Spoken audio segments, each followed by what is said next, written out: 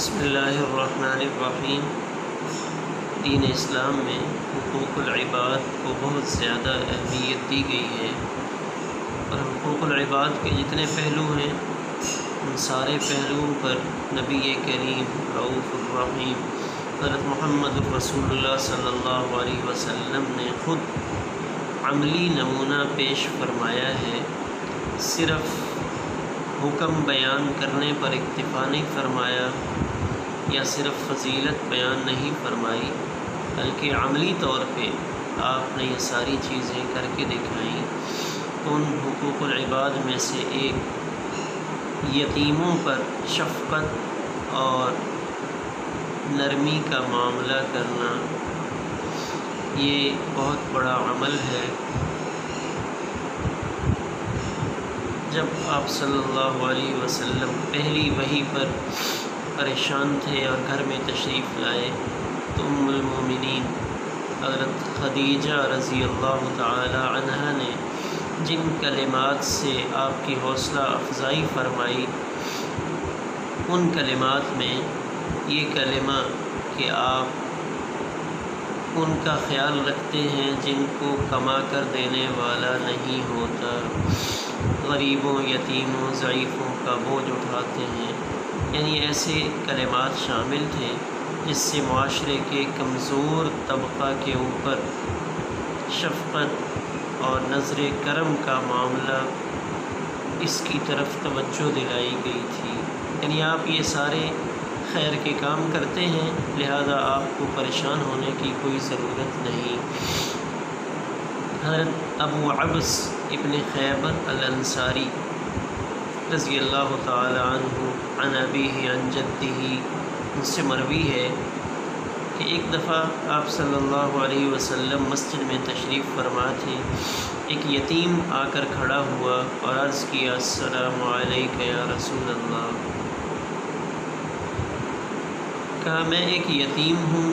ایک بیوہ عورت کا بیٹا ہوں، یتیم ہوں، مسکین ہوں، غلام ہوں۔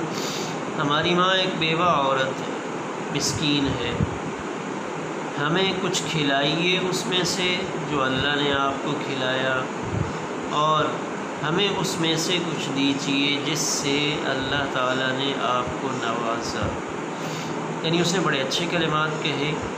کہ جو اللہ نے آپ کو کھانے کے لیے دیا ہے اس میں سے ہمیں بھی کچھ دیجیے، اللہ نے جو آپ کو مال دیا ہے اس میں سے ہمیں بھی کچھ دیجیے۔ آپ نے تعریف فرمائی کہ تم نے بہت اچھی بات کہی، یعنی جو سوال کرنے کا انداز تھا وہ بہت عمدہ تھا۔ آپ نے اس کی تحسین فرمائی کہ تم نے بہت اچھی بات کہی۔ پھر آپ نے حضرت بلال رضی اللہ تعالیٰ عنہ سے فرمایا کہ بلال گھر جاؤ، جو کچھ کھانے کو ہو وہ لے کر آؤ، یعنی کھانے کی جو چیز گھر میں رکھی ہو وہ لاؤ، چونکہ یہ خدمت سیدنا بلال رضی اللہ تعالیٰ عنہ کی ذمہ تھی کہ اگر کوئی ضرورت مند آتا تو اس کی ضرورت کو پورا فرمانے کے لیے اللہ کے پیارے حبیب صلی اللہ علیہ وسلم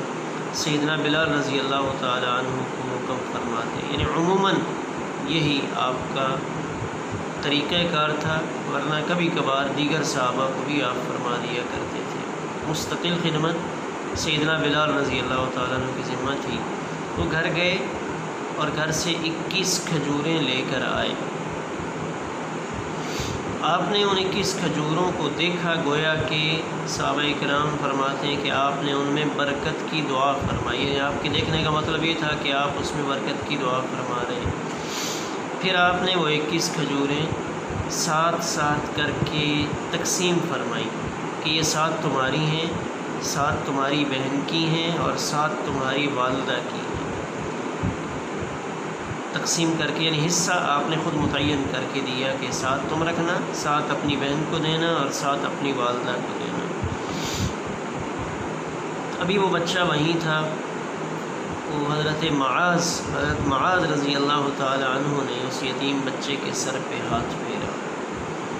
تو آپ صلی اللہ علیہ وسلم نے اس بچے کے جانے کے بعد معاذ سے پوچھا کہ معاذ،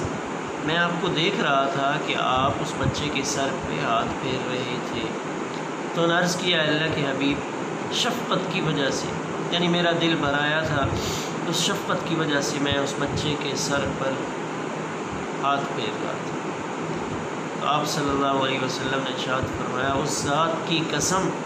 جس کے قبضہ میں میری جان ہے، جس کے قبضہ میں میری جان ہے،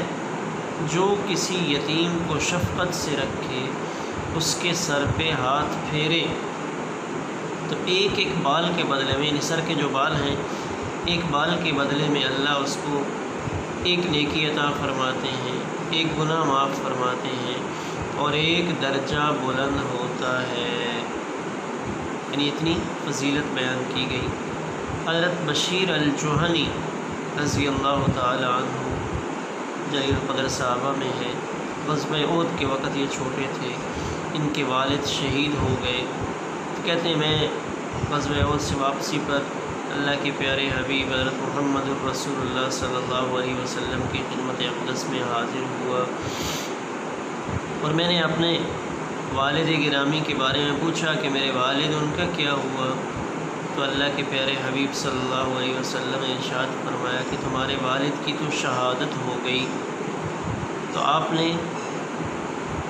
جب یہ مجھے بتایا کہ میرے والد کی شہادت ہو گئی تو میں رونے لگا،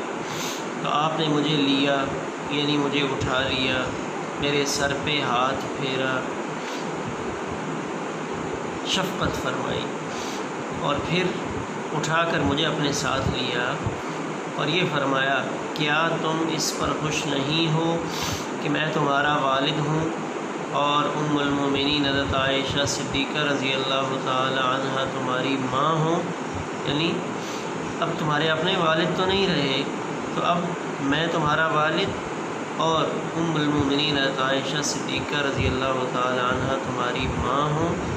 یعنی آپ نے اتنی اپنائیت کا اظہار فرمایا